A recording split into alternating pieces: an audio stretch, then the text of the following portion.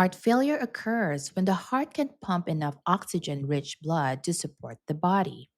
In the US, about 6.7 million adults live with heart failure, and it contributes to hundreds of thousands of deaths each year.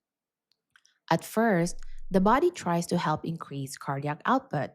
The heart gets bigger to pump harder, the heart beats faster, blood vessels narrows to increase blood pressure, and to keep up with this, the kidneys will help by retaining water and salt. These changes work for a while, but eventually they make heart failure worse. Common symptoms include shortness of breath, swelling in the legs or stomach, feeling tired or weak, and a fast or irregular heartbeat.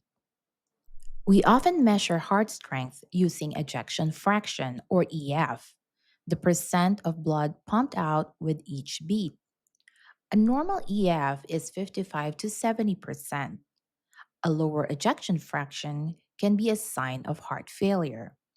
Some people have heart failure even with a normal ejection fraction, when the heart becomes stiff and can't fill correctly.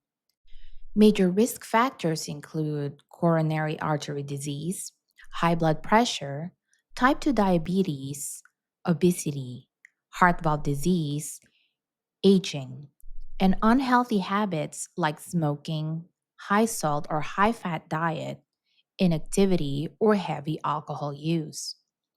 Treatment focuses on protecting the heart.